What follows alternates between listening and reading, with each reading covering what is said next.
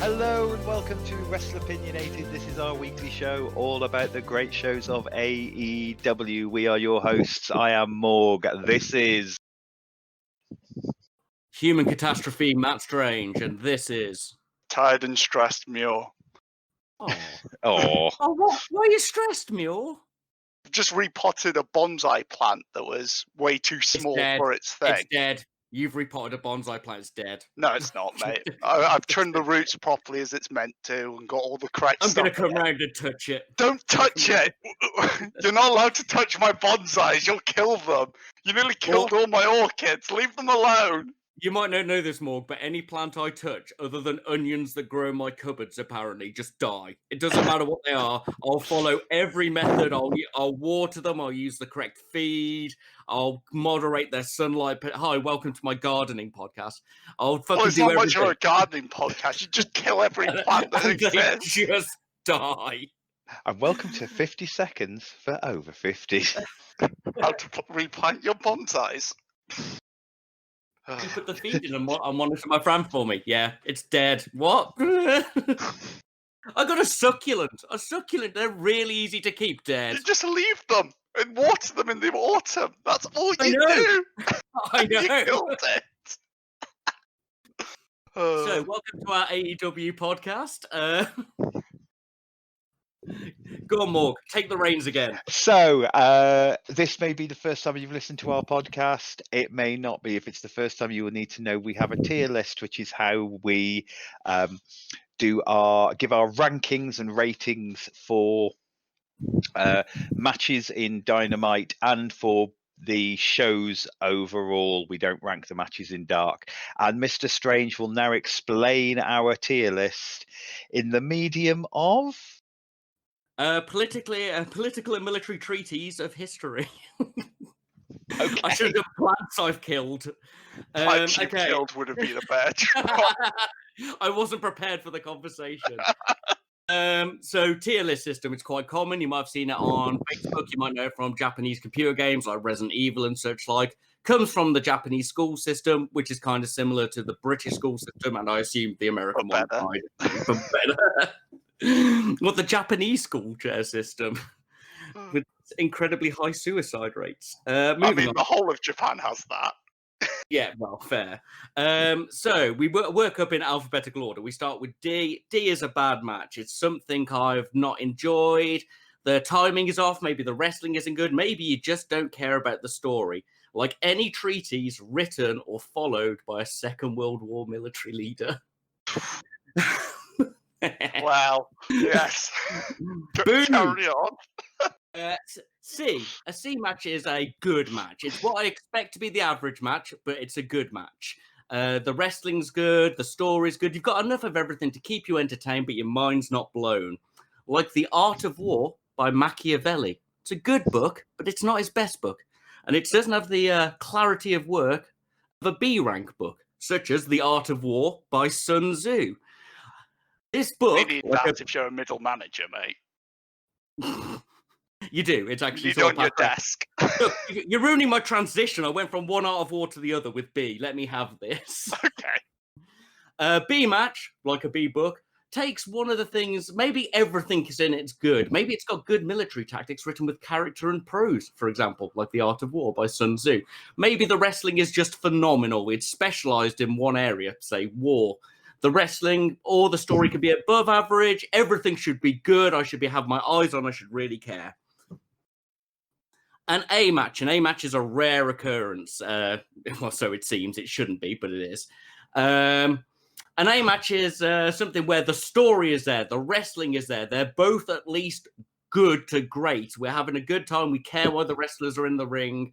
And we care about the action that's going on. It has that little bit which takes it above to be the best thing in the show. Something that stands out.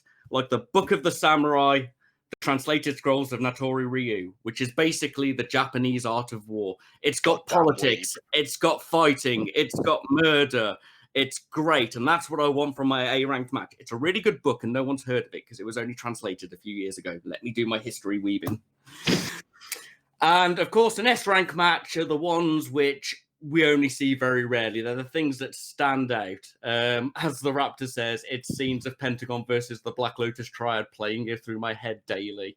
The story has built us up to this moment. You can't have an S-rank match without great story. You need to care. There's background, there's emotion in the ring, and the match is fucking great. We loved everything that's on it. We didn't look away. And of course, the best political military treaties book in history is The Prince, because it is controversial, it has history, it has character. It's Still useful. It's still useful. Never hire bad mercenaries. Never hire good mercenaries. No. You want something for your S-rank match that really fucking sticks with you in action and story, and that's what an S-rank match is. There you go, Morg. Excellent. Military and political. I read a lot of fucking weird books. Oh, you do. I enjoy seeing political manipulation and military warfare, which is why we've had tanks and ancient generals before, I believe. But next week we're having plants that Strange has killed. Plants that I have killed. S-rank strength, aren't you? The only thing that survived. So, moving on. Now it is time for our new segment and our weekly news in AEW. Mr. Strange, do you want to kick this one off with our first piece of news? Because I think you're quite excited about this. Eddie Kingston is signed. If you listened last week, you heard me froth about Eddie Kingston and how I've met him, and he's great. And we've seen his promo game. We've seen his brawling. I'm really happy. Get him to reform LAX would probably be the best thing that they can do. Once the inner circle breaks up, give him Diamante, give him a Santana and Ortiz. I am very excited for this. Shall I roll right into the next news, or does somebody else want to take it?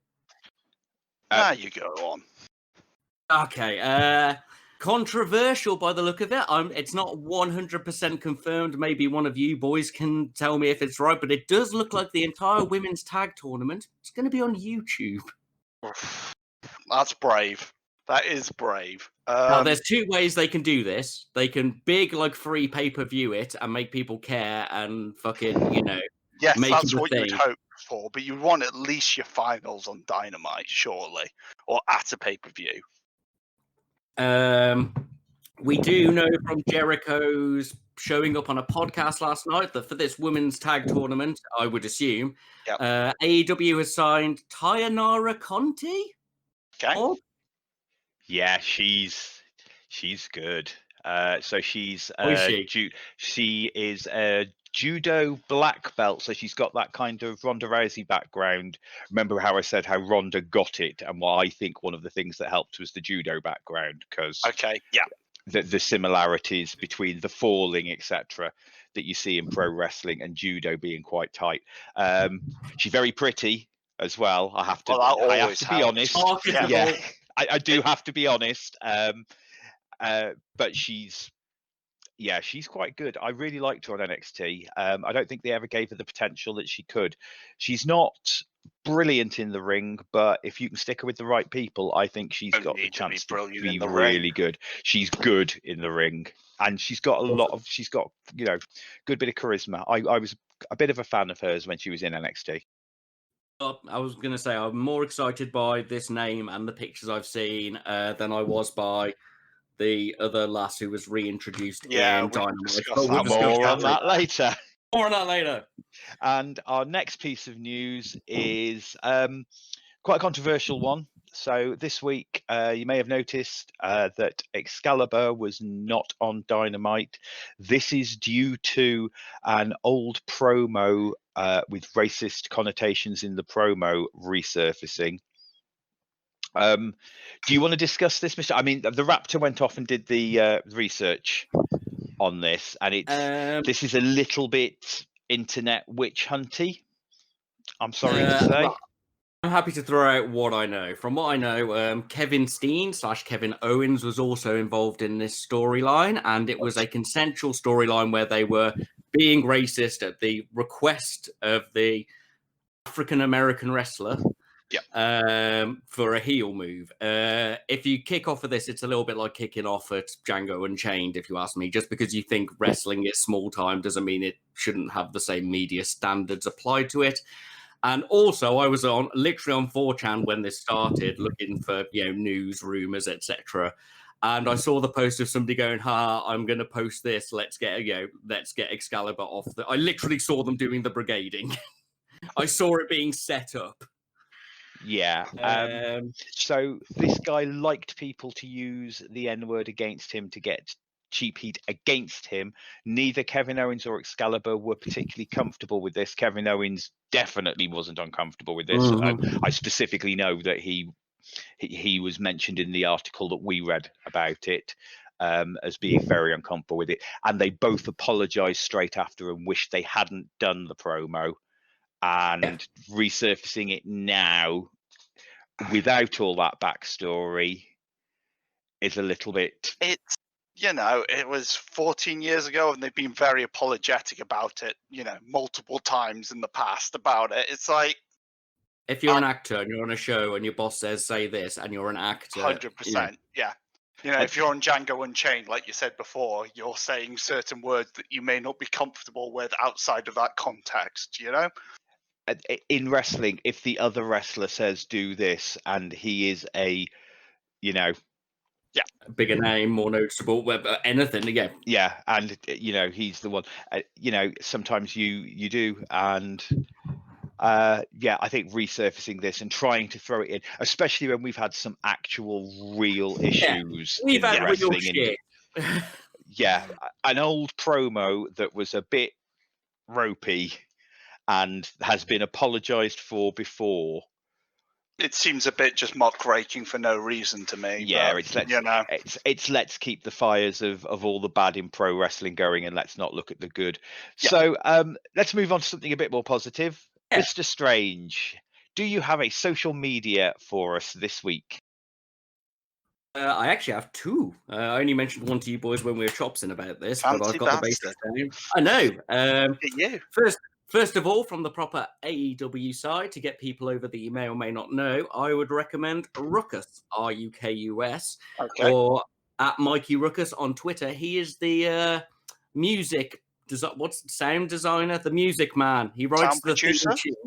Yes. I probably should have written down the technical name for his job. He's the guy who makes all the intro tracks. So he's done everything. Yeah. He's done everything from The Best Friends through to fucking Ricky Starks' amazing tune to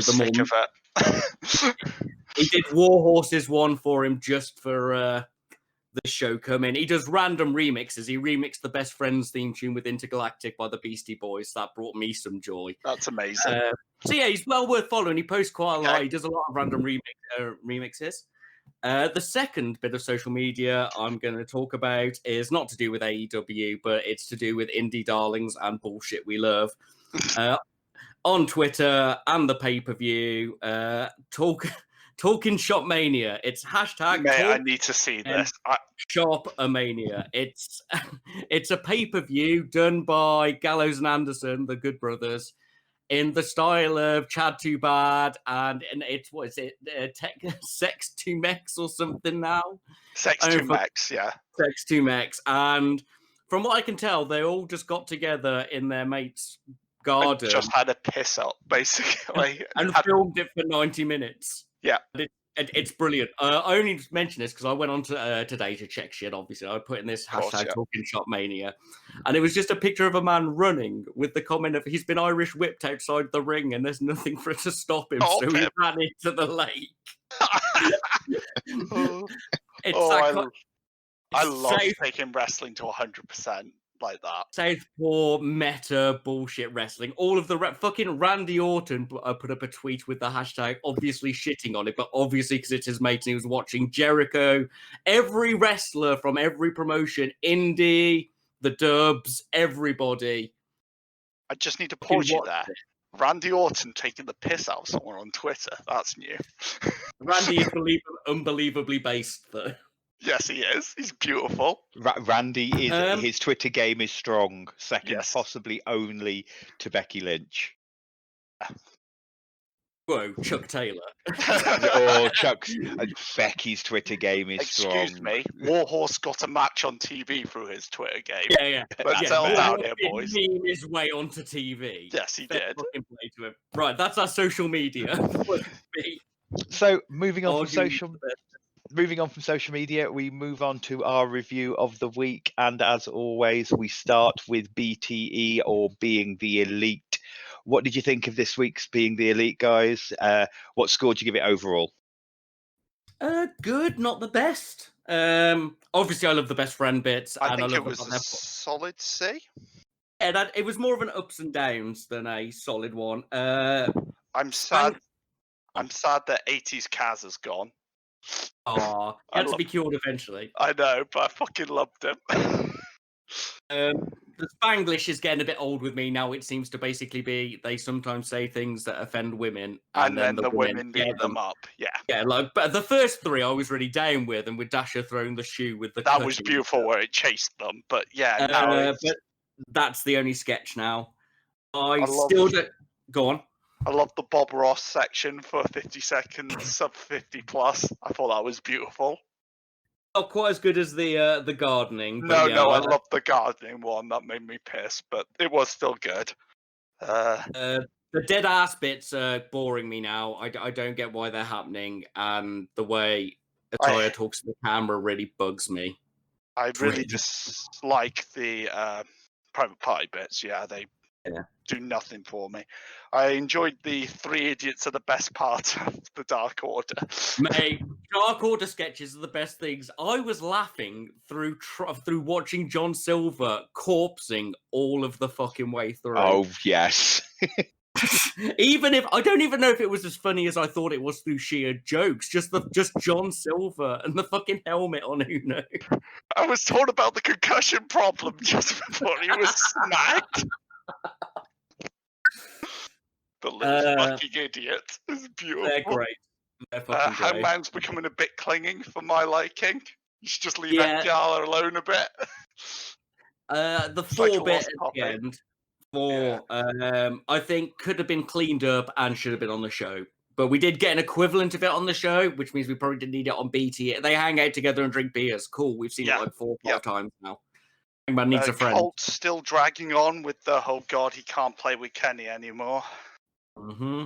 It just feels like a bit of it is just, wheel spinning. Yeah. We're on ups and downs. I need to bring Cody back. Cody was fucking gold on BTE. He only turns up irregularly, but when he turned up, he was fucking amazing. Especially when the exorcism. The Britney bitch is fucking beautiful, but the exorcism is my favorite bit of Cody. Yeah, so all right, ups and downs. I think we're drawn in different ways. Is there anything you like that we didn't, Morg? I don't think so. I think you pretty much summed most of that up on BTE. Private party bits are starting to leave me a bit cold. I didn't really get. It took me ages to work out what it was that Matt was saying. It took about 4 episodes for me to work out that what he's saying and that this has this effect. Same joke over and over again. Yeah, I mean, there is a repetitive joke thing that works. Matt Hardy does it very well.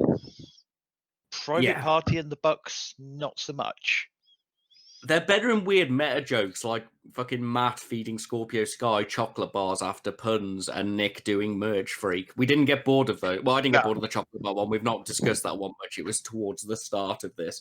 Yeah. But yeah, they've swapped it for a gimmick, I think, to try and get Private Party over with their meta-ness. But this ain't it, dog. This ain't it. No, it ain't. You are correct there, boys. So moving on from that, we are on Dark, and I have a note here that says 2 hours, 4 exclamation marks. 2 hours, supersized Dark. Why you like this Dark? I watched the two on the same night. I will say, I didn't hate this Dark as much as I expected to when I saw how long it was. No, I didn't hate it, but I watched the 2 hours in the morning and then 2 hours in the afternoon, and it was just too much wrestling for me. I like to think I'm a wrestling fan, but 4 hours of wrestling is a bit much for me, boys. You I wait did till we watch do a this. WWE pay-per-view as well as doing an AEW week. Oh, Kill God. me. Me and Strange still remember WrestleMania. Ah! That WrestleMania was awful. And somewhere, No, the Randy Orton and Edge match is It's still going on. He's Jesus. beating me to it. Yes, mate. Yeah, I watched Dark after I watched Dynamite, so you might be able to tell from my notes and things I You say get that a I bit was peevy I by was the end. getting a You bit weary. Right, we'll do a quick roll into it. Bravalon FTR. The It was good. initiative. The initiative. A Yeah. lol. D&D joke. Yeah, what do you Really think good of the wrestling. name? That's one of the things I've got on my notes. I What did prefer you guys? Bravalon. Yes. It's fine for who Yeah. they are. It works. These aren't wrestlers you're selling to the big, like, No, American... you're selling them to the smarks. Let's be fair. They're just smart wrestlers. Smarks and nerds, our generation. People who like video games and Yeah. D&D. I mean, we are pretty much the Bravalon target audience. Yeah, exactly. 100%. It's fine. It's a bit shit, but I get it, and that makes it okay. I'm getting a bit tired, boys. Getting a bit tired of the Aubrey spots. How she needs to have a spot in every match, nearly. Getting a bit tired of it. But it was a solid match. Yeah, good match. Avalon is great. I Yeah. think I say Avalon is great in every match we have. Yeah. I wrote 4 with an exclamation mark. It's in my always notes. the 4. Good match. Yeah, I enjoyed it. High tier. Nakazawa and Pete versus Sonny and Janela. Yeah. My first note is this is the most obvious pin since the Young Lions in a tag match in NJPW. You won't know Yes, this mate. more. But when they're doing the starts of the tournaments, they tend to have multi-man tags, and it'll be like 3 named guys. It'll be like from LIJ, Tetsuya Naito, All the stars. all the stars, and the other team will be like 2 big named guys and man in training. And man in training is always the one who eats shit and gets pinned. You know, that's his job. And I saw this match and I was like, oh, there he is. There's Pete. Pete's got better. He is better. My favourite part of any Nakazawa match is Taz's reactions. Taz just fucking corpsing through the whole match because he loves Nakazawa. That just makes it for in me. my note. I've got that as well. Yeah. The matches are fine, not really my sort of thing. The moves were okay. I quite like the slide thing, but Taz's love of Michael Nakazawa and how much he just gets it over. He's so enthusiastic. But yeah, otherwise fine. Little thumbs up. On that point, because this is something that came up in my mind. What do you guys think? Is it a problem that we have Taz as this heel manager, but also he's this really good commentator who, although he plays the slightly more heelish of the 2 commentators, it's only slightly, and he's always getting guys over? Or do you think it doesn't really matter? I think getting people over as a heel commentator is one of the best things you can do. Because remember when, what's his name? No, Jericho always does it. But the guy from Dub Z, the fucking terrible one, was heel. What's his name? He had a wrestling match with Jerry the King Lawler. Michael Cole. Remember when he was like pure heel and he just fucking gave everybody go away heat because he was just rude and mean to everybody, going, oh, you're shit, basically. I think a good heel commentator should be still putting over how good the faces are, you know? Even though they're like, oh, he's bad, you know, oh, I hate him, but he's still putting them over, you know? So I think he's actually really good in that role, but that's my opinion. Also, we don't hear him do it too much on Dynamite. He's a bit more restricted on Dynamite, when he's actually been on there. Yeah. For Dark, I don't care. I just want to hear Excalibur and Taz having top bants. They do have the best bants of any wrestling commentators that are around today. That Excalibur will rip on Taz and Taz can do nothing but laugh. Yeah, and he just bounces it back. He don't care. He's like, oh, it's some nerd shit. Can you fill me in on it? And stuff like that. It's just beautiful. The teamwork. I love it. I think we're cool with it. We'll see if Taz sticks on Dynamite, basically. Yeah. So I'm more on Taz's promos later when I get angry. Abaddon versus Moore. I think this is the match which shows us why Abaddon wasn't pushed straight up the card after that phenomenal entrance. Oh, she's green. She's green. It wasn't terrible. No. Fucking backdrop slam was good. Moore, I got to see a lot more of Moore and her character, and her actual ring work solid. Needs a better character than woman. Yeah, but she did have some more. Like she'd increased in snark by 20% in this match. Yeah, So that sort of showed up.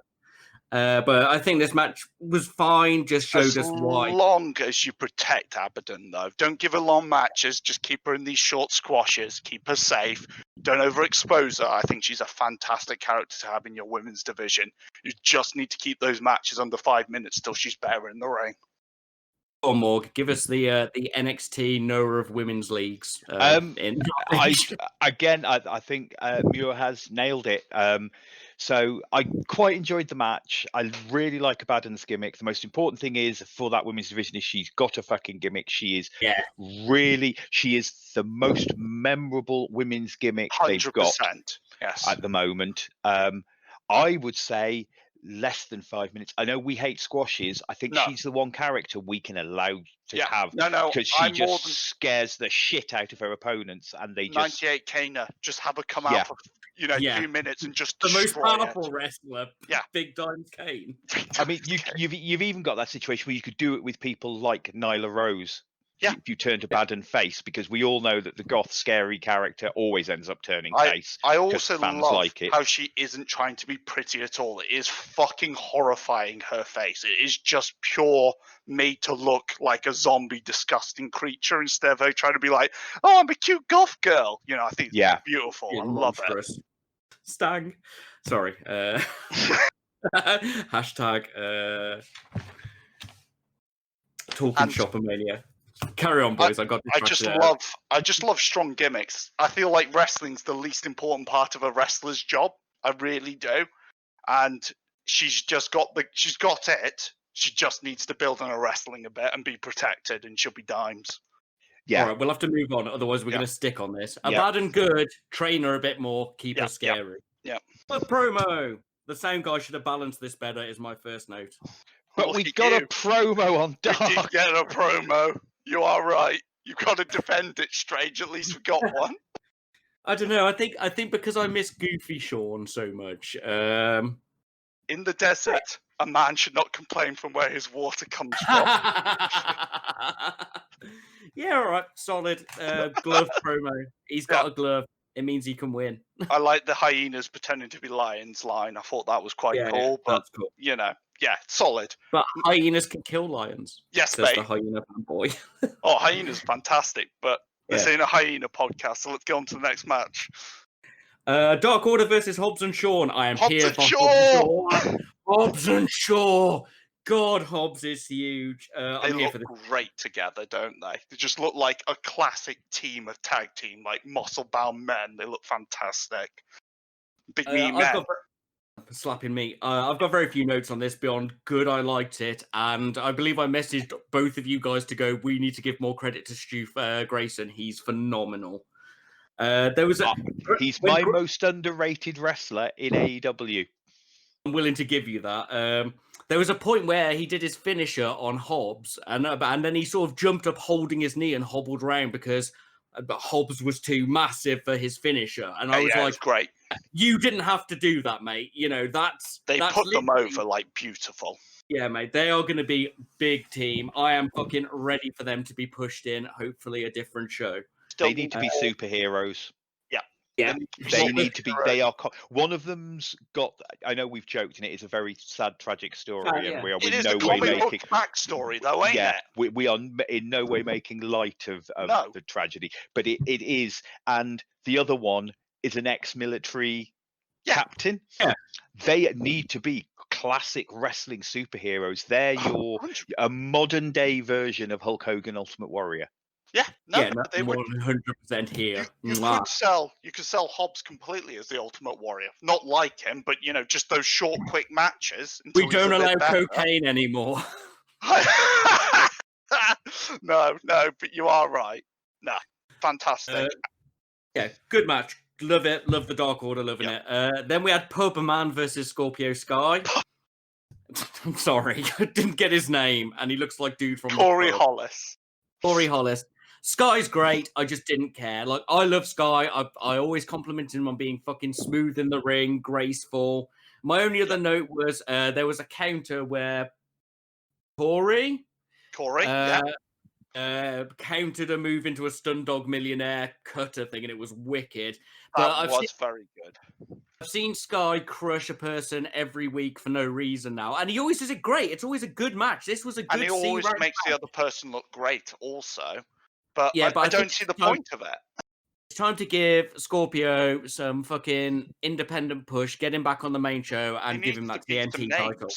Yeah, he needs to beat some names. TNT champion Scorpio Sky. He's got his own music now. To be honest, I don't necessarily. He doesn't need to win it. I want to see Scorpio Sky versus Cody. It would be a nice championship.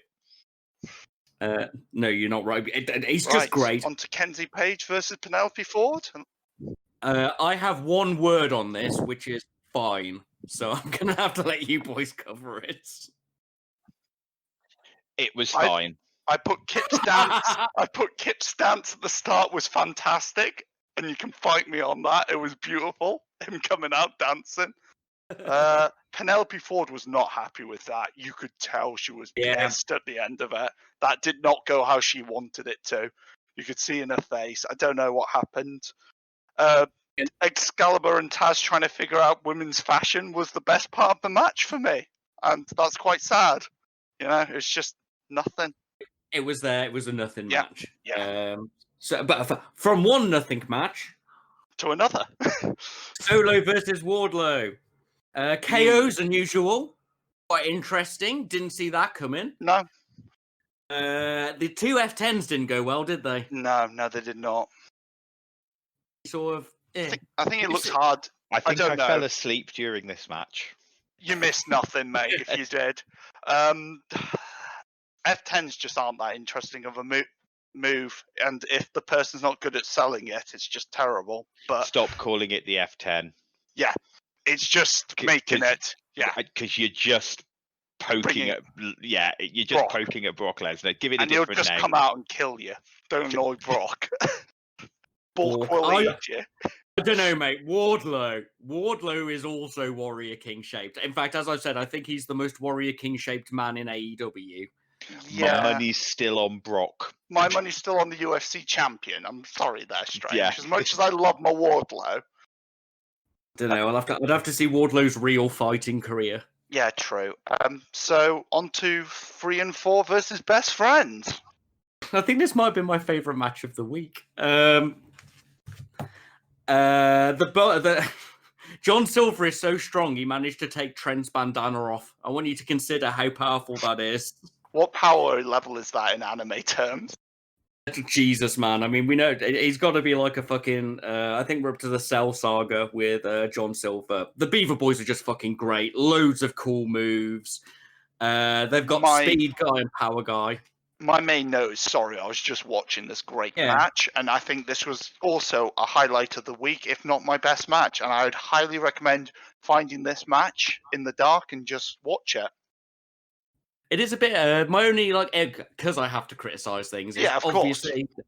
They always focus more on Trent. Chuck doesn't get much time in the ring in their matches. No, he's the DPS to the tank. Yeah, no, Trent seems to have 1 million hit points, but Chucky, that fucking Falcon Arrow was gorgeous. It's so and his smooth. Awful Waffle was brilliant as well.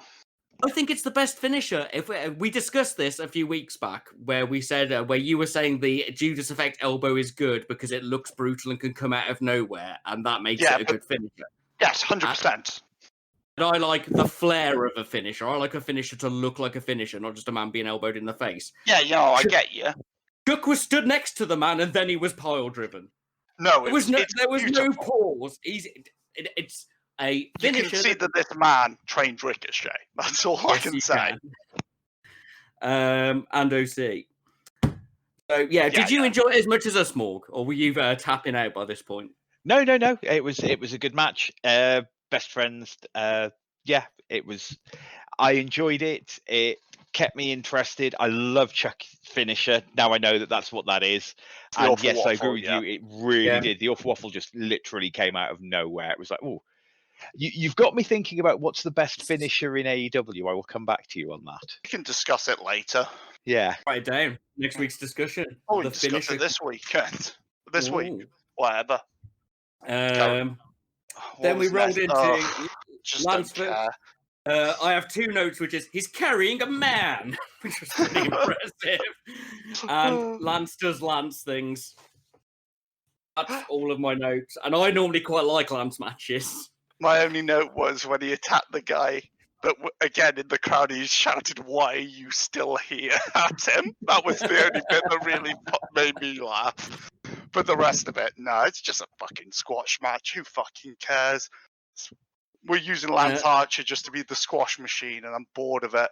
I remember him having a fantastic G1, and I just see him doing this every week, and it just bores me to tears. Morg, go on. Say how you hate him. it was like, Lance Archer squashes someone. Yeah. Right? Yep. No, I'm 100% with you, Morg. Crack on. Yep. We're all with you on this boat, mate. So Orange Cassidy versus Serpentico then. We'll just brush over Lance Archer. Yeah. Serpentico's leveling up quickly, isn't he? Yeah. I really, really like the fact Orange Cassidy has a really complex pin as a finisher. Yeah. I think that's really cool. I'm sorry to say this, boys, but I'm just losing interest in OC. I'm just losing interest. I'm with you. We need to see. Wait, no, he fought a lot better and a lot quicker and a lot more actively recently. He has been going in a different direction. I just don't think squash matches are for him. No, they're trying to refine him into a more serious character, but whilst keeping the laziness gimmick. And he's done a lot of cool playing with the kicks and shit. But I don't think he should be booked for squash matches. I think less is more. We're like Brit promos. Yeah, 100%. I would agree with that, mate. Yeah, match was all right. I don't hate Serpentico anymore. No. I think he's leveled up. I don't think he's the worst of the luchadors anymore. So, definitely. Fuego del Sol versus Sammy, or Sammy versus his mate, as you figure out if you watch his blog. Yeah. Which would make sense because they were really good together. I was feeling wrestling fatigue by this point. So my only notes are they're good together and Fuego is good. That's all I've got. So I've just got C. That's all I've got written next to it. I'm just like, yeah, it was solid. I was really starting to lose care at this point, and I'm sorry.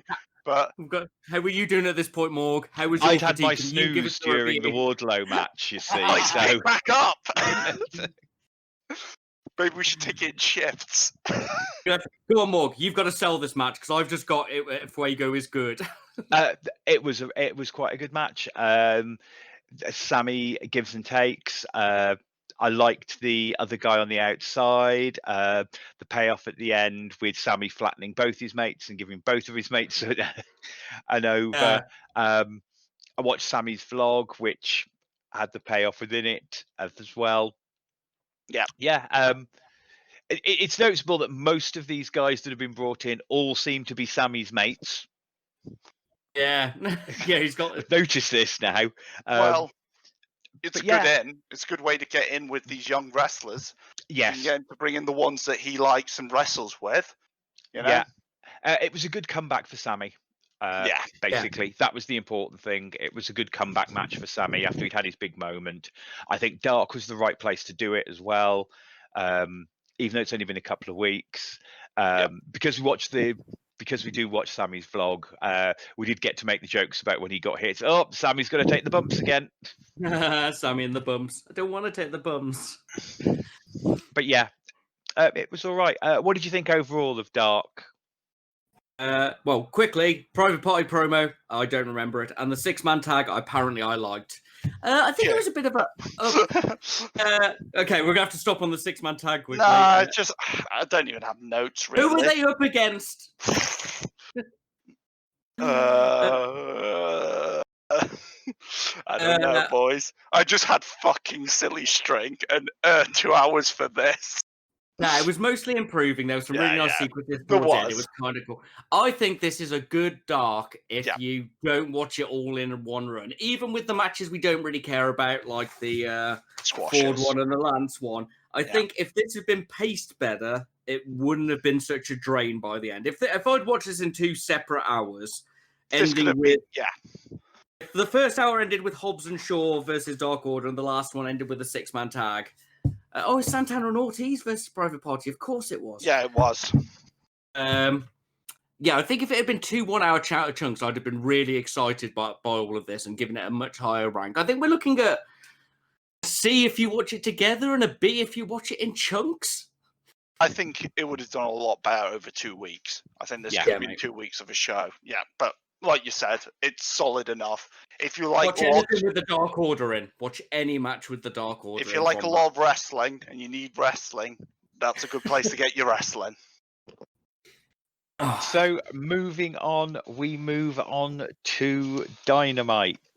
Dynamite opens, we have JR, Taz and Schiavone on commentary, and we open with the Inner Circle, which is Hager, Guevara, Proud and Powerful and Jericho versus the Best Friends and Friends, Chuck, Trent, Orange Cassidy, Jurassic Express, Jungle Boy and Luchasaurus with Marco. Best Friends and Jurassic Express win after Matt Hardy blindsides Sammy and Luchasaurus hits a round kick. What do you think of the match? What score did you give it? Right, okay. I'll go with criticism first, shall we? I think it's the best way. I think, I'll start with my positive note. It opens with Orange Cassidy's got a bunch of different sequences now, which is nice. He's showing. He's building, he's growing as a character. Then the match went into just consecutive wobbly dances, so people could do move off them, and the pacing was slow. And my fourth note is, will a wrestling match begin? No, it will not, mate. There were too many men in that ring. Oh, we got a bit, because then Trent and Jericho got together, and Trent and Jericho, like Jericho's wrestled in Japan, and Trent only wrestles in Japan. Even in America, Trent is in Japan. There was just too many people. There was no real, flow. Yeah, there was no momentum to it. I have complimented Sammy's running knee. I'm actually think it's the best running knee in AEW, possibly in wrestling. The Matt Hardy bit was good. Is it though? He sails. He does. Good. The Matt Hardy bit was good. It had a lot of good moments, but it was just clumsy and lacked momentum. And the start. I think what sums it up is poor Luchasaurus, his mask falling off, sums it up for me. It just felt a bit off. I've never seen his, poor Dean. But yeah, I've never seen his mask fall off, and it just sort of summed up this match. It was just a bit awkward. Like, it was still a C match because it had some great spots, but just didn't flow. A low C/D. It was too many high spots, too many people. I'm dreading the 6-man one next week. Go on, Morg. I gave it a C. I gave it a C. Yeah. It was all right. I like the setup. I like the continuation of the Matt and Sammy storyline. That's cool. There was some nice moves, but I just watched it. I didn't look at my phone. And at the end of it, me and the Raptor weren't quite as excited. So following on from that, we had a Mox promo. Quick and concise. Did you give it a score? It was just solid Mox. It wasn't that badass. And bully him, Ricky, because he said try and bully me, and I was like, go on, Ricky, bully him. Me and the Raptor really liked this promo. We thought this was a really good Mox promo. Again, little things. Really liked the bullying my compadre. That's a very Mox thing, but also it's that continuation. It's something that we'd spotted way back at the beginning. We'd said those two should be watching each other's backs because they're the two loners. Yeah, I got you. I think I might just don't have any friends. And don't have any friends. It was a solid Mox promo. I really liked the "Don't bully me" line. I thought that was cool. That's a nice baby face, badass baby face, which is something for all of our baby faces that we have in AEW. Mox is really our only badass baby face. Doesn't matter. They can't be bullied because they can't lose matches. So how do you bully them? I think I'm starting to suffer Mox and face fatigue. So I think I might have judged it harshly because of that. But that's fine. Yeah. No, it was solid. I'm the hardcore man. I have to review hardcore. Morg knows more about women's leagues due to NXT and stuff. Weird fucking indie facts and shit. Yeah. So I will be having somebody who appreciates the face and somebody who's judgmental of them gives us a balance. Yeah. Stone Cold Dean Ambrose. Yeah. More on that later. So then we had Warhorse versus Cody with Arn Anderson for the TNT Championship. Cody wins with the figure 4. I'll leave what happened after that to after. We'll go for Yes, just the match. please. What do you think of the match, and what score did you give it? I really enjoyed this 80s wrestling match that came out of nowhere. Yeah, it was pretty good. It was good. I like the fact Warhorse got pyros in his old intro. I was obviously hoping it would be really good. We got a nice, solid technical start. Criticisms of Warhorse: his rope running's a bit slow. He seemed to like move at a weird pace, and he needs to land heavier. Just to make a bit.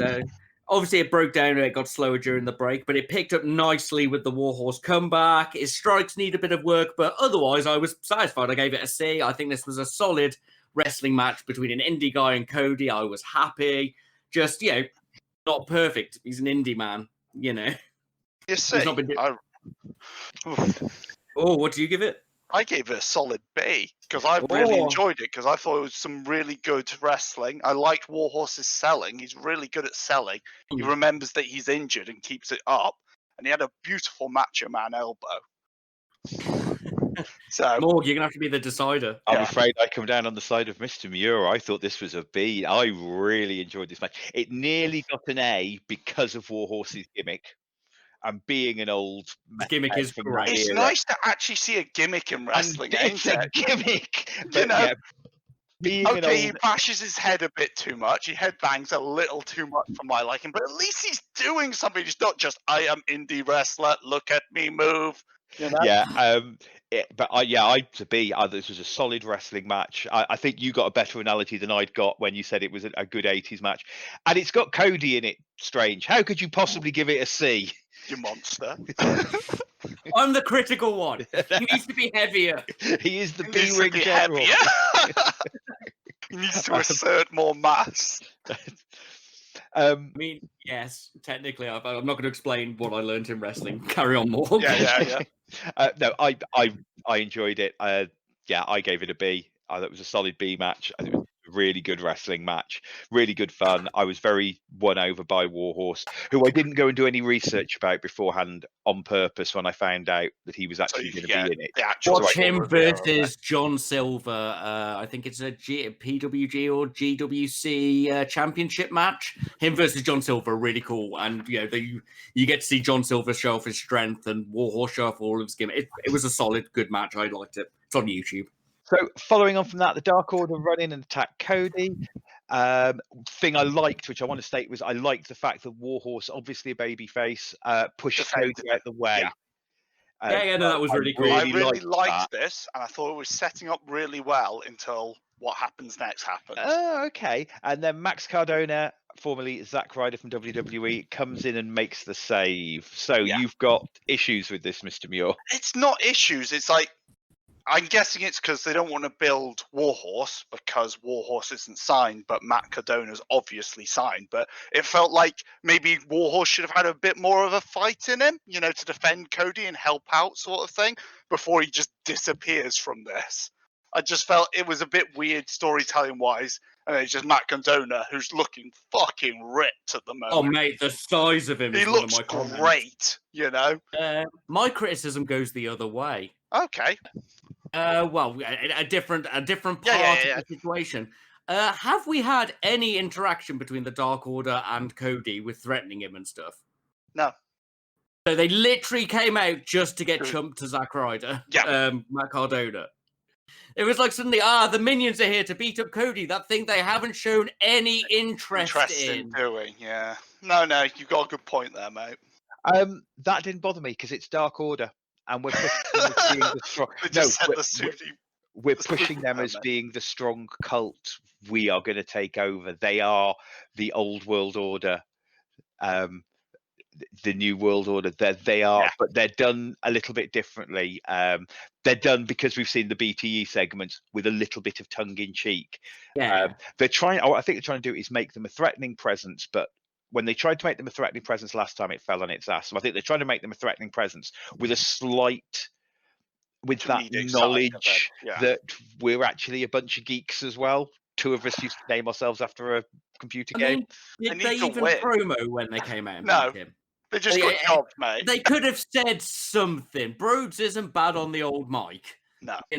They just sort of ran out like Pokemon putties. so Zack Ryder could scare them off. Pokemon putties, fucking Power Ranger putties. Lucha putties. Yeah, we knew where you Lucha were going. putties.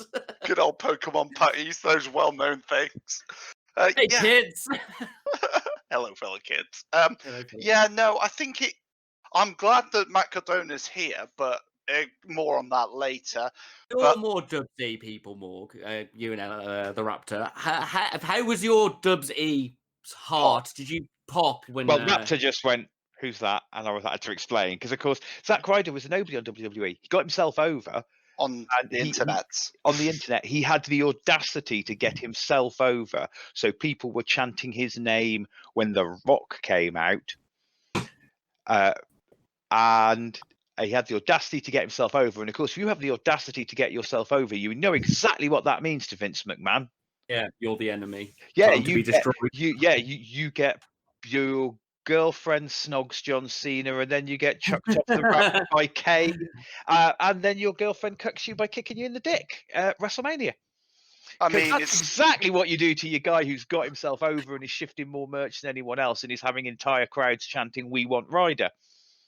Genius. He's got the big brain.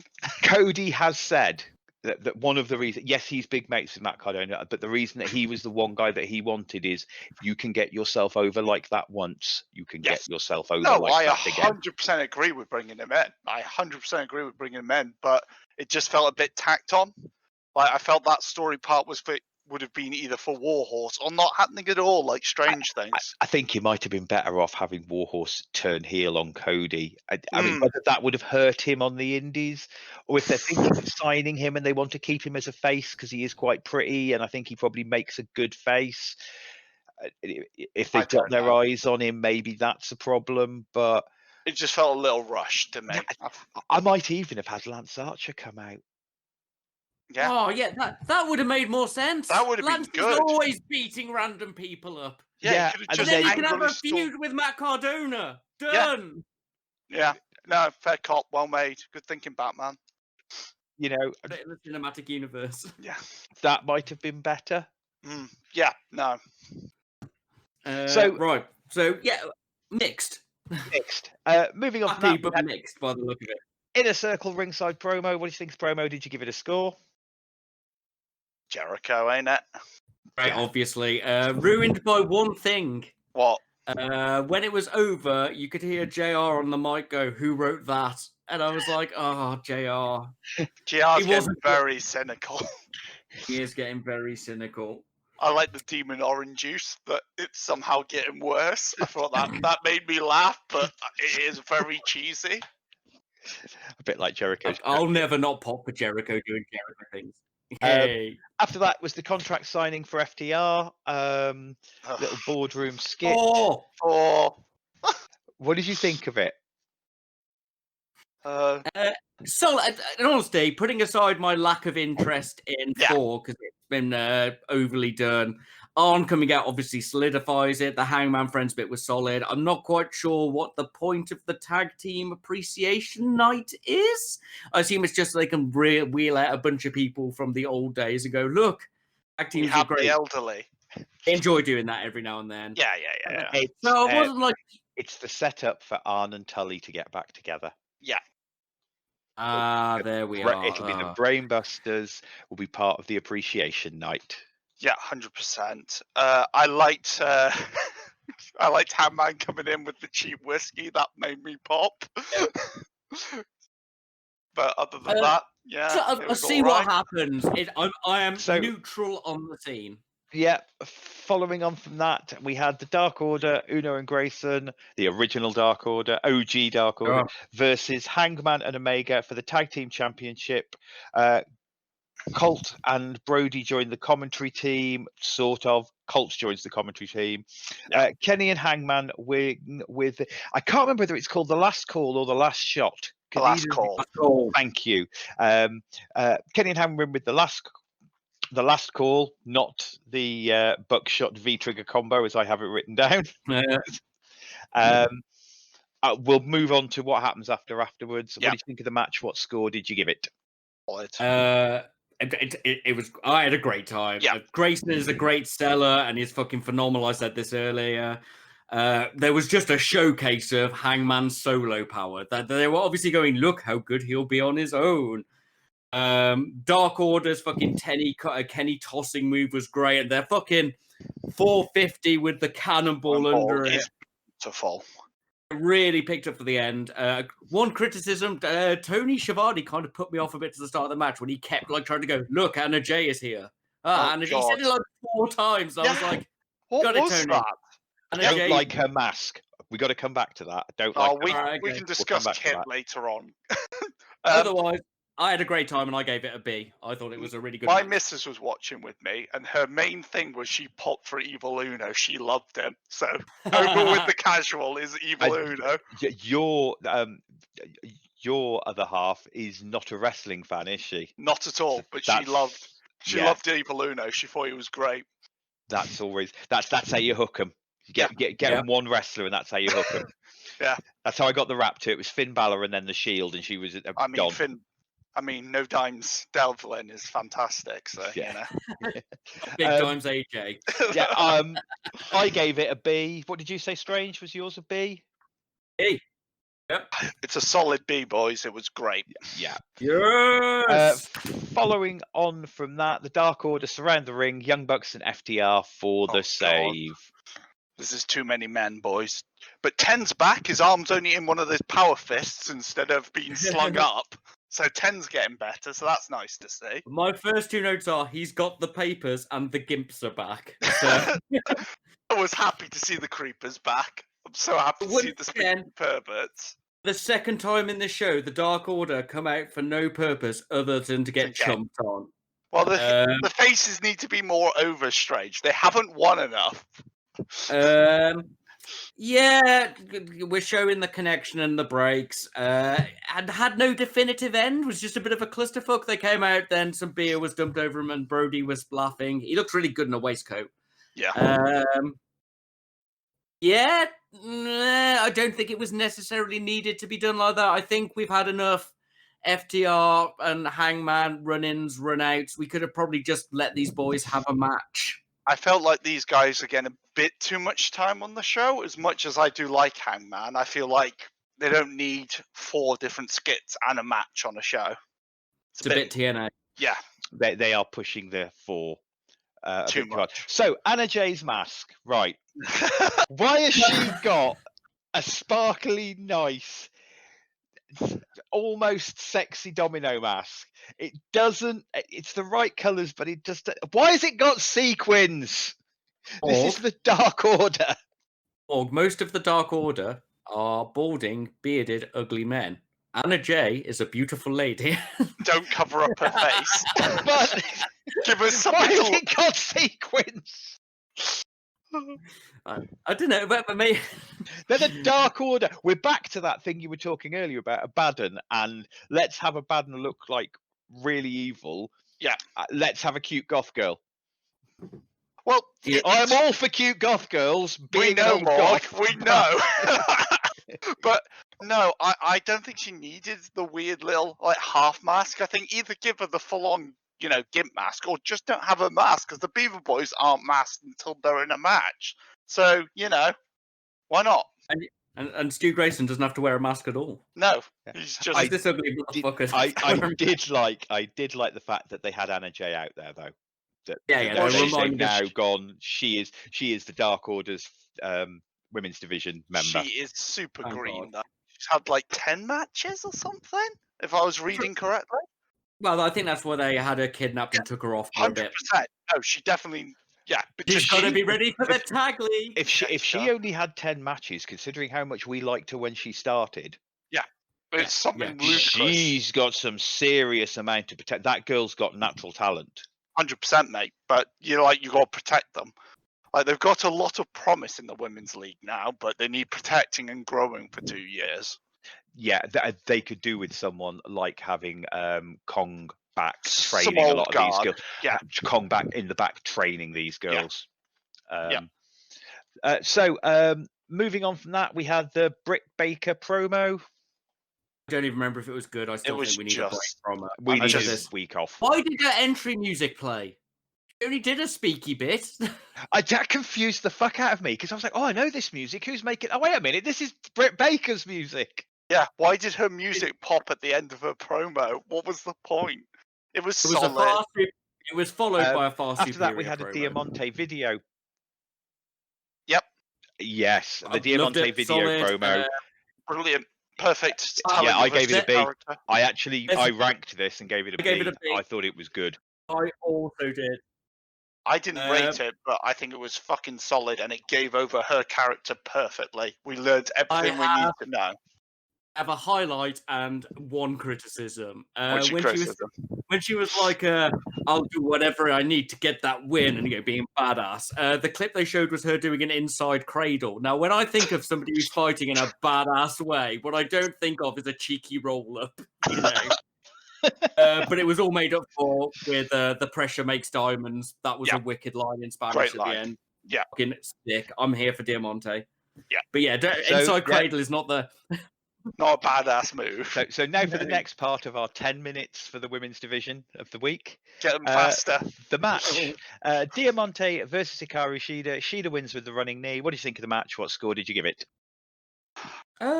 Wasn't as smooth as it could be. No. Yeah, they were still a bit off with the pace, but it was still good. Most of the things they did were solid. It's just you could tell they weren't that familiar with each other. The roll through code red thing didn't go well because I'm pretty sure Diamante does a Canadian destroyer. She does do a code red as a finisher. And I think that went wrong. There was no Excalibur to shout, "She's done the deed," which ruined it. It wasn't bad. It was like an OKC in my mind. Like it wasn't. It was very fast. That was my main note. I gave it a C. I gave it a good. C. I thought it was just good.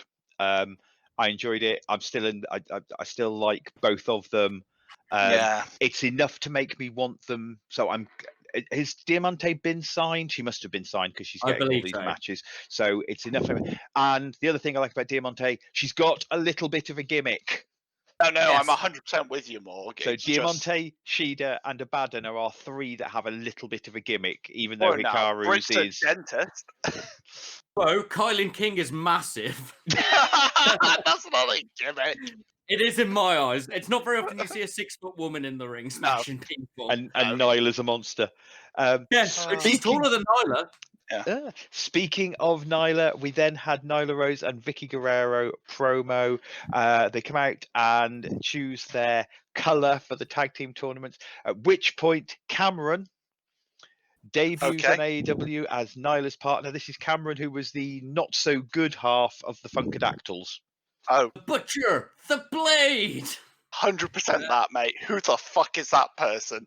I think she said she's even had this. I think they said she's had a match in AEW. I think they said that she's like, had a match or after. Was she in the Battle Royal by any chance? Maybe she might have been in the Battle Royal. That's the only thing I can think of. But this did nothing for me. I don't think it very little. I cared about the Butcher, the Blade. Yeah. One more. You knew who it was. Yeah. You have to add hype to this for us. So remember how we did that thing about things getting spoilt for you on the internet? Is this spoiled for you on the internet? This and the Zack Ryder debut were both spoiled on Facebook. Oh, mate. I'm glad this one was spoiled because it meant that when we got to this point, one of us knew who the fuck she was. Good. It had that going for it. Because I wouldn't have remembered her.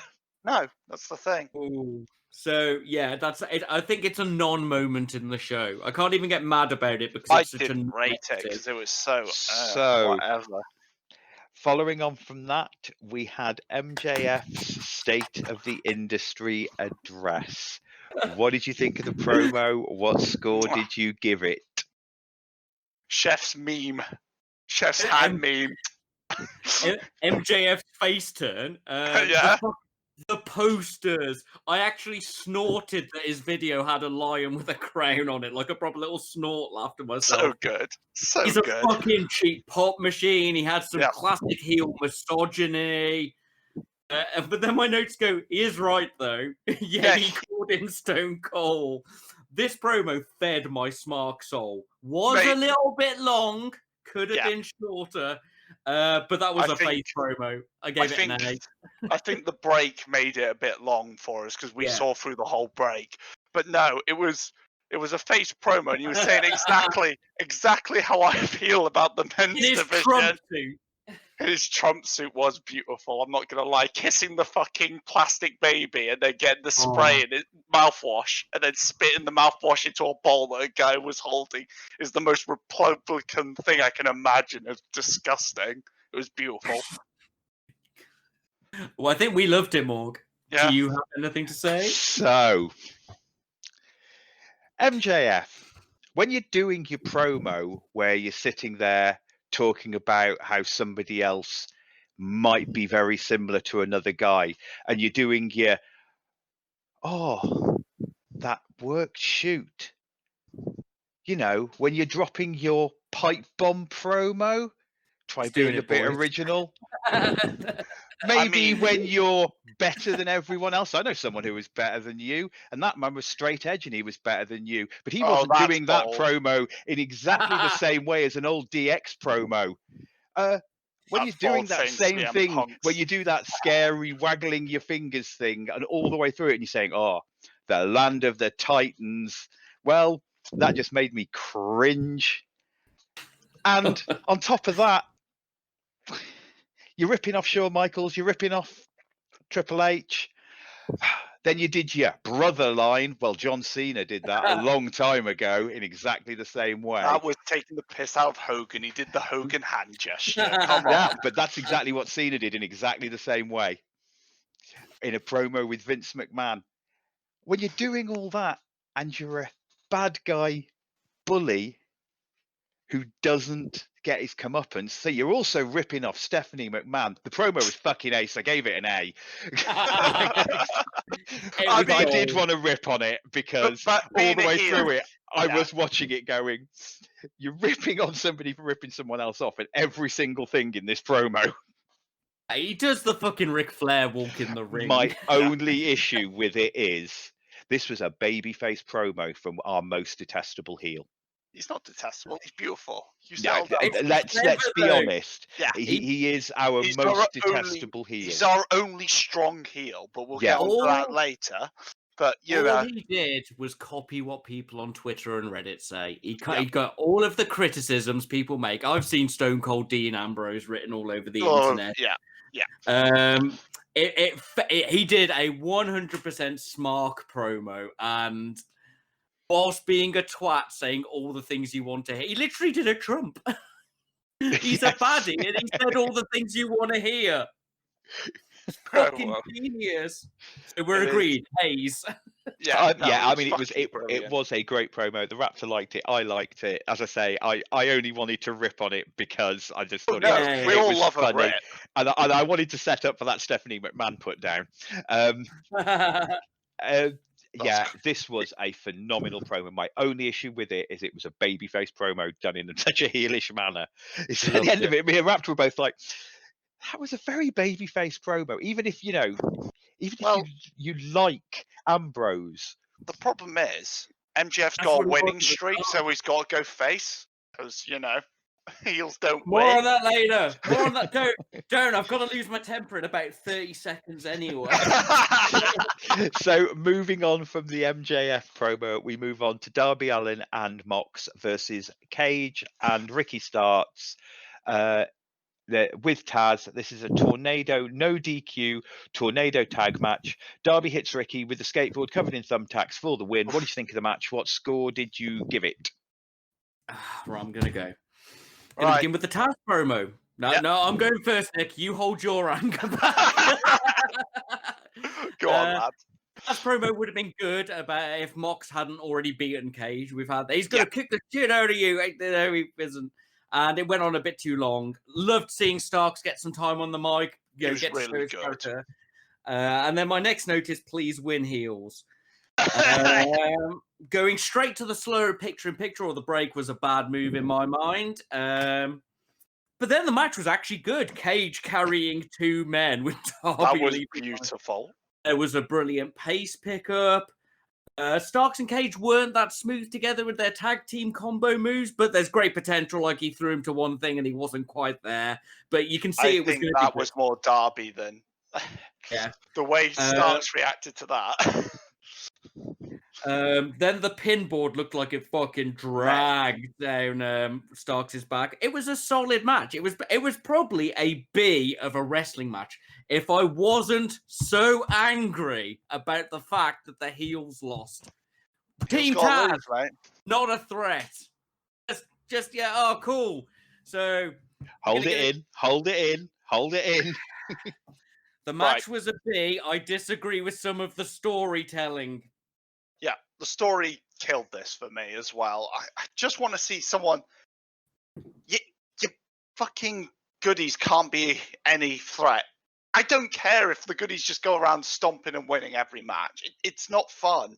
So, it was a solid match, and that finish was fucking painful looking. But yeah. So, for me, I agree. Your faces shouldn't be winning till the pay-per-view. If you're going to be that company that's a bit more progressive, doesn't do the shit things WWE used to do, where the heels would where you had the opposite problem. Yeah. Where baby faces were just fucking idiots all the time. I don't have if that's so. The ambush by Darby, though, I thought that was cool. Yeah, that was wicked. Yeah, that's all set up. I liked that the Raptor hated it at first because she was worried they were just going to do the switch and we were going to have Mox after wrestling. And then when Darby came off the ambush, she was like, "Oh, right, okay, this isn't going to be shit now. This is cool." I refer you back to the comment I made about last week. Why the fuck would Taz sign his 2 guys to a tornado tag no DQ match against Dean fucking Ambrose? That makes no fucking sense. If they told Cage as a hardcore man, then maybe. Yeah. Because we've seen him in some great hardcore matches in LU. You'd have got them in a fucking normal match. You would be doing everything you could, because as much as you want to go, oh yeah, but it's a no DQ match. Yes. And that's Mox's fucking wheelhouse, because he will get a barbed wire baseball bat and he will kill your 2 guys. That is his no DQ. That's his fucking gimmick. You don't do that and sit there, but oh yeah, but I've got them in this tornado no DQ match. Well, why the fuck would you put your 2 guys in that kind of threat environment? Yeah, you've got fucking Mox in the opposite corner. His whole gimmick is he will fucking kill you with a barbed wire baseball bat. I know how they could win it under that. Taz is meant to be a wrestling suplex machine master, ex-ECW guy. If you do a no holds bar match, and I saw this on a thread somewhere, why does nobody just walk in, grab the other person, and lock in an illegal choke? Yes, could have had Cage with illegal choke. He's been battered. He grabs him round the neck and chokes the shitting life out of him. Yeah, but yeah, in fact, I'd forgot it was no DQ. Did they do much no DQ stuff?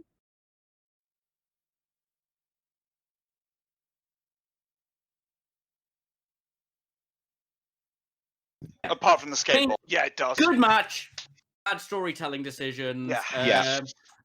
Bobby gets a title shot now because, the rankings Why mean not? nothing. That's a cool story. Well, as much as I'm looking forward to Mox versus Darby, we've had Mox versus Darby, and why are you doing that tired old thing of the 2 people that actually watch each other's backs have now got to go against each other? To fight. Yeah, it's so boring. It's so just. I fucking hate Civil War. I don't hate Civil War actually. I really enjoyed Civil War, the Marvel movie, but I fucking hate Batman versus Superman. There we go. Everybody hated Batman. Yeah, but I hate that bullshit. That whole we've got to have our heroes fight each other. No, we fucking don't. No. They have a common enemy. The heels should have won this, and next week should have been the rematch where the heels cheated to win in a normal match. Then we could have had the payoff. You wouldn't have had to put the belt on the line at the next pay-per-view because we've had a story of these 2 teams the two outsiders and the other two, and the faces could then finally overcome them in a nice clean win. Or you have your no DQ match where all of a sudden the heels are in that situation. Oh, fucking hell, we've got Darby Allin, who's a fucking suicidal idiot, and Mox, who will kill you with a fucking barbed wire baseball bat. And the heels are on the back foot, and we could have all enjoyed the story. And then when the heels went over, when the faces went over at the end, we'd have gone, yes, the heels have looked strong all the way through. I'm happy the faces have won because the baby faces have overcome. I do like a good guy win. I do like it, but they have to struggle. My rant before I get to They've got to fucking earn it. Sorry. Yeah. Anyway. So overall ranking for Dynamite this week. It looks like a B, like a good B, if I'm honest. Yeah, it is actually. C, No, we've got more Bs than we've got Cs, and we've Fair got enough. an A. So we're overall looking at a B. It was a good one. We all had a good time. We've just got criticisms, issues, polishing to be done. Niggling issues is the main thing I think we find.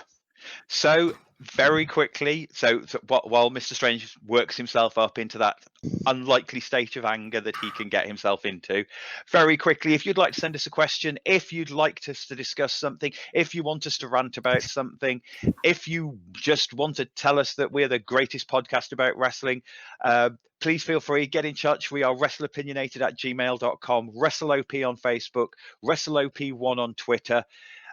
We like to have things to rant about, don't we, Mr. Strange? I believe it's time for your rant of the week. I do. I am. You may have picked up from this week's episode that a couple of us are pretty angry. Pretty angry that in AEW, apparently, heels can't win. I mean, sure, we've seen a few stomps from Lance, and we've seen a couple of matches from MJF, but who is the real threat to our faces? Do you remember the chairman, Sean Spears? Do you remember that? No. At the start of AEW, long ago, Sean Spears was a heel, and he came out to do came out to do a chair shot to Cody, and with a gimmick chair, went wrong, huge splits, fucking instant heat. Became the chairman. Remember the chairman? No. And then he had his match with Cody, and he lost. And now he has some squash matches on Dark and has done some. We had Jericho. Do you remember Jericho? Great heel, great at the top of the card. Mox beat him. Now he's doing. And sure, his record's fine, but he's not really fighting like any high tier fucking faces, is he? Lance, Brody, Cage. We did this. We did this last week. I said, why do big guys come in and lose? We were like, oh, maybe it'll change. What happened to Cage today? Yesterday, last week, the fucking show. He lost. Just eat all the shit. It doesn't matter which match I reference, he's lost. Butcher and the Blade. And the fucking Lucha Bros. Butcher and the Blade came out as new heels. Instantly ate shit. Got down. They're getting a bit back of a build now. Yeah, it's the heels. It's the Lucha Bros and the Butcher and the Blade versus FTR and the Bucks. All of them have lost their matches. All of them. The only people who matter in the current fucking storyline are Cody, Moxley, Darby, the Bucks, and FTR. And sure, we're going to get the FTR turn.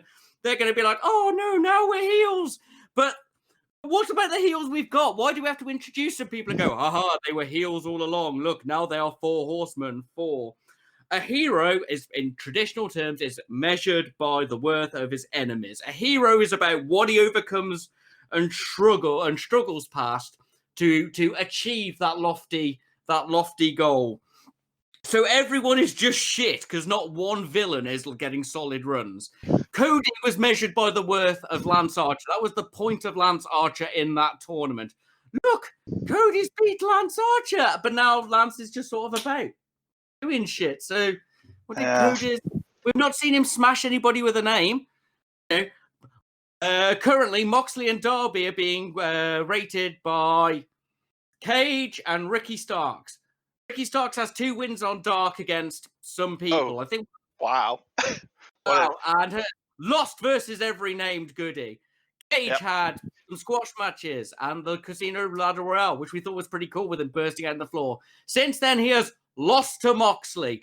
Brody fucking Lee. Brody looked like a fucking juggernaut. Just who rivals our heroes? Who is the threat? Because it ain't any of the villains. None of them. Maybe we'll get a Kip come back, but I can't see, Nah, Moxley he's or dark Cody. now.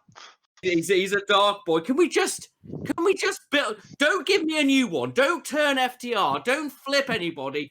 Just fuck it. If I swear to God, if MJF loses to Moxley, and then it causes a split up with Wardlow where Wardlow becomes a face, I am gonna scream. I am gonna record 10 minutes of myself just screaming about it because not everybody wants to see superhero booking. Not all of us are into this fucking cape shit. Here's your hero who beats baddies and looks great and wanders The John off. Cena method.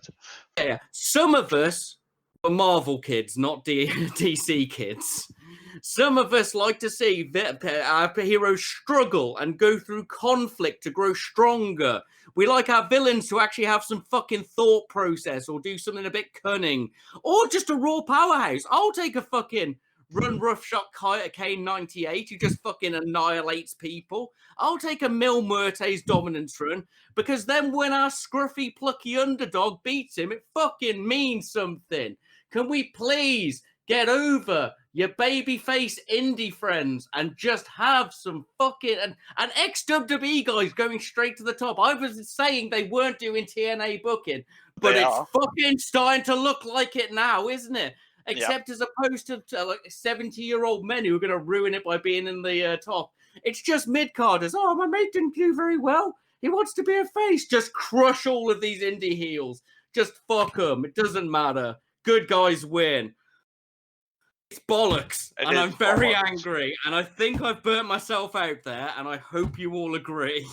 It's just short term. It's just madness to me. And it's just the continuous bringing in of new people also doesn't help to it. Because it just feels like we're on this fucking treadmill of going through heels. And it's just Santana and Ortiz wanted to be the tag champs. What, you mean? Remember that? LAX, one of the best tag teams up there in that top 5 tag teams that, the top 100%. 5 tag teams in the world that are all in AEW at the minute. Oh no, they're mid-carders now, boys. They've lost once, so they're gone. Now, once Kenny and Hangman break up, probably within the next month, possibly at All Out or whatever, I'm sure a face tag team will replace the other face tag team. Yeah. It'll be Private Party. Oh God, oh, no. God. I don't think I could stand them having the belts yet. As much as I think they've got future promise, if they got the belts early. Oh, Am I too miserable? Was I raised on too much fucking 2000 AD and Warhammer cynical fucking bullshit from the 80s? I don't think so, mate. I think challenge, and I think it sums up our love for like Dark Souls because it's so much more rewarding when you feel the pain and anguish and you go through the hurt to win. It feels so much better. It's like the Rocky films. He struggles so much in that first film just to lose. Where's my Drago? Yeah. Oh, okay. Rocky 4's different, but you know what I mean. Rocky 4's the best. It's the basis of it's the basis of pro wrestling. Yeah, babyface has to overcome, and if they keep overcoming to it, and I like a babyface win. I am. You're a babyface representative. I like babyfaces. I like getting behind heroes. I am more like me and the Raptor. We are. The Raptor really hates heel turns from the faces she really likes. It can really ruin an entire pay-per-view for her. She's got that same mindset as we like our heroes. I like superheroes. I like heroic characters. I like good guys.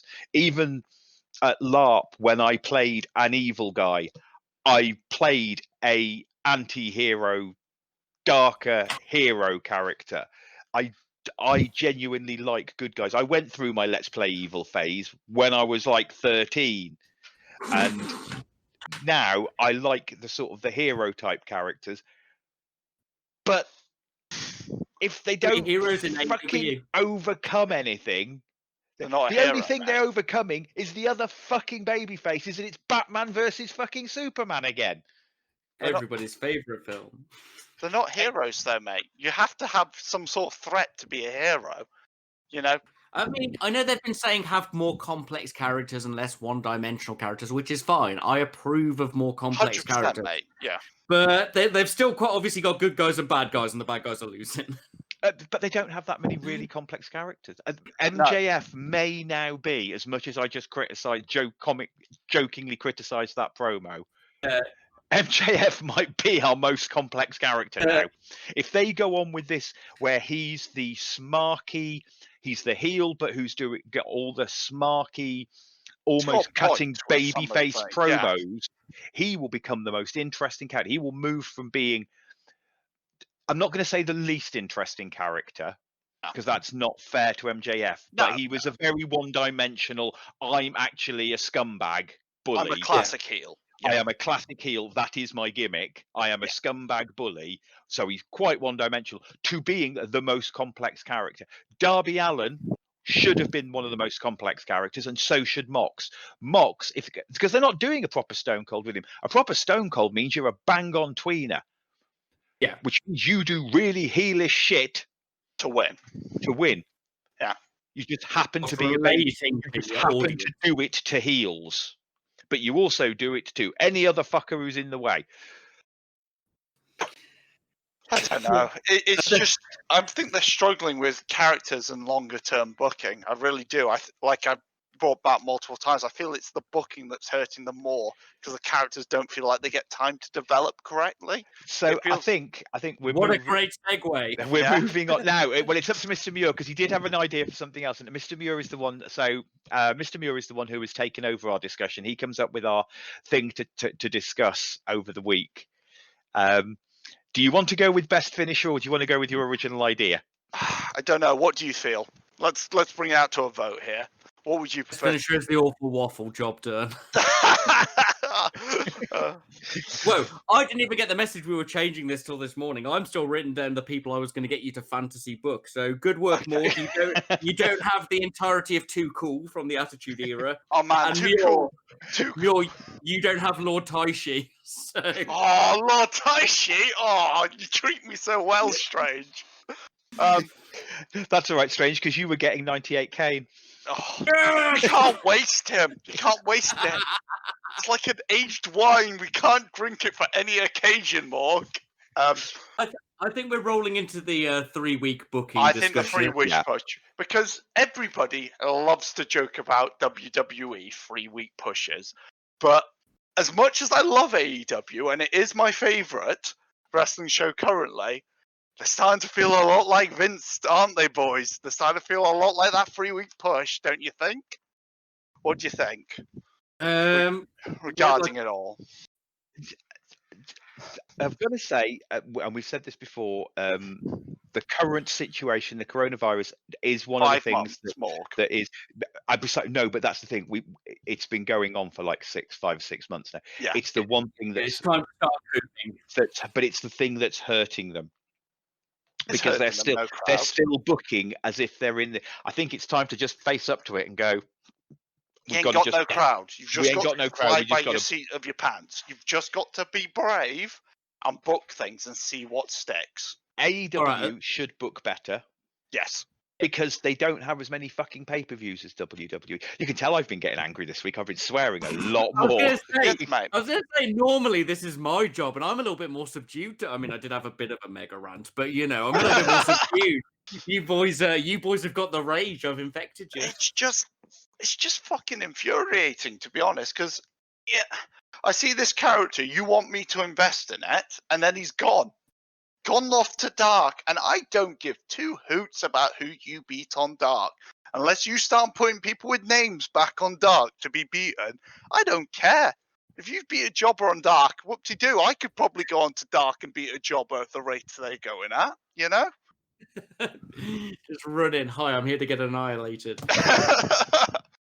There's a couple of interesting things. So I was just thinking, at the very start of the Rona, we saw like 7 consecutive shows of either Dark or Dynamite with the best friends on, and that really helped them get over, and they turned that into a tag team. And they didn't really write a story for them. They just kind of went, off you go, boys. They had a fight over who were really best friends, But it felt natural because it was building from a silly little joke that built up this whole story arc, which was really clever, and I enjoyed that. It's like they're bringing people in and going, okay, you'll get your push, and hopefully some other people will be back next week. And then they've gone, oh, here's the new guys. You'll get your push. Hopefully some other people will be back.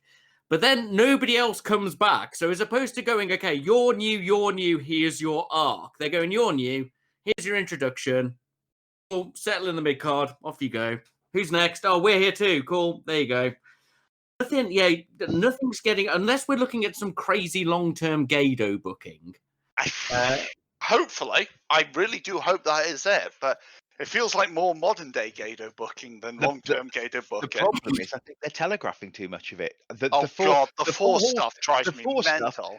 That should come out of fucking nowhere. We should not be discussing that now. The three of us should have been bowled over by that happening in 2 months' time and gone, fucking hell, they've done a 4 horsemen. Do you know what? I really should have seen that coming. But I'd have taken a couple of hints, like if they'd have asked Arn to advise on their contract or whatever, or just a scene of them drinking with Hangman, or just, every few episodes, just this little thing, something in the background. Fucking wrestling fans are fucking film fans and anime fans and nerd fans now. I'm sorry. They are. The boomer age of wrestling only watches NXT and such. Like, if you're watching AEW, probably a millennial. You're a millennial smart, and you want...